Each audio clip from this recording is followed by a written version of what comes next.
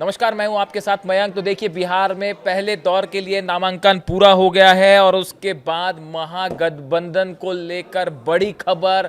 Confusion ही confusion है साहब, और एक सीट पर महागठबंधन की दो पार्टियों ने उम्मीदवार उतार दिए हैं। बड़ा हैरान करने वाला, कई सीटों पर महागठबंधन के दो दलों ने एक साथ नामांकन कर दिया है।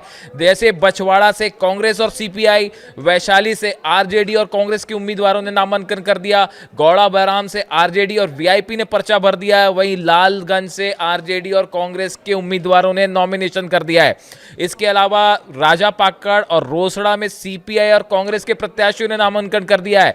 ऐसे में अगर एक पार्टी के उम्मीदवारों ने नामांकन वापस नहीं लिया तो नतीजा होगा कि महागठबंधन की पार्टियों के उम्मीदवार आपस में लड़ाई कर रहे होंगे। अब देखिए, ये क्या महागठबंधन में बड़ा भीतरघात हुआ है, बड़ा धोखा हुआ है सीटों को लेकर। ऐसा जबरदस्त कंफ्यूजन की आज से पहले साहब बिहार में पहली बार देखने को मिल रहा होगा।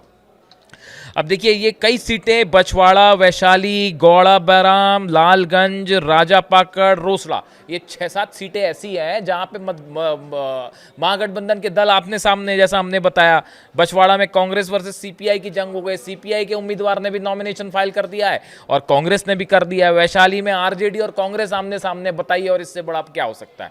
मतलब राहुल की पार्टी ने भी उम्मीदवार उतार दिया है, आरजेडी ने भी उतार दिया है। यानी कि अभी तक ये जो वो सीटें हैं, ऐसा इसलिए हुआ क्योंकि ये तय नहीं है आपकी चुनाव कौन लड़ेगा।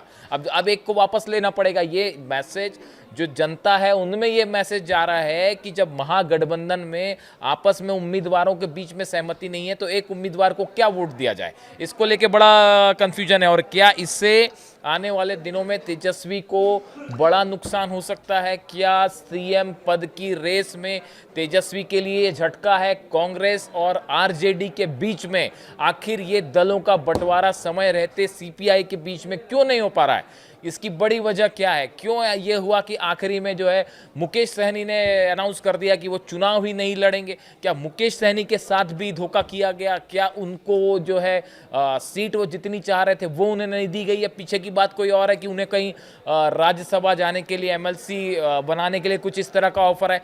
पर्दे के पीछे कुछ खेल तो चल रहा है।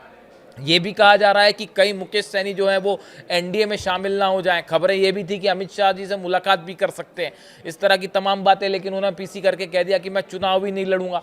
आपको सुनाते हैं उन्होंने क्या कहा। उसके साथ ही जो है ये जो 6-7 सीटों पे महागठबंधन के प्रत्याशी आमने सामने हैं, ये इशारा कर रहा है कि महागठबंधन में सब कुछ ठीक नहीं है और एक बार फिर जो है चुनाव के ऐन पहले जो है आपस में ही उम्मीदवार उलझे हुए हैं। अब जो सीटें हैं, बछवाड़ा में कांग्रेस सीपीआई, वैशाली में आरजेडी कांग्रेस, गौड़ा बहराम में आरजेडी वीआईपी, अब इसमें से कोई ना कोई तो वापस लेगा नॉमिनेशन। और जो वापस लेगा वो क्या भीतरघात नहीं करेगा? ये वो सवाल है जो महागठबंधन को बड़ा नुकसान पहुंचा सकते हैं। हम आपको दिखाते हैं इसको लेकर नेताओं की क्या राय है। कैसे समझौता हो? सब जानकारी आपको 1-2 दिन में पता चल जाएगा। आप कहीं से चुनाव लड़िएगा कि नहीं? नहीं, इस बार चुनाव नहीं लड़ना है और हमारा उद्देश्य है कि बिहार में हमारी सरकार बने और 243 सीट पर जाके प्रचार करें और जिस मैक्सिमम सीट कैसे जीता जाए, इसके लिए मेरा संघर्ष रहेगा। इस बार मैं चुनाव नहीं लड़ रहा। मालूम चल रहा है कि आप राज्यसभा में जा रहे हैं। तो वो ठीक है, वो सरकार बना के यहाँ डिप्टी सीएम बनना है, राज्यसभा नहीं जाना है।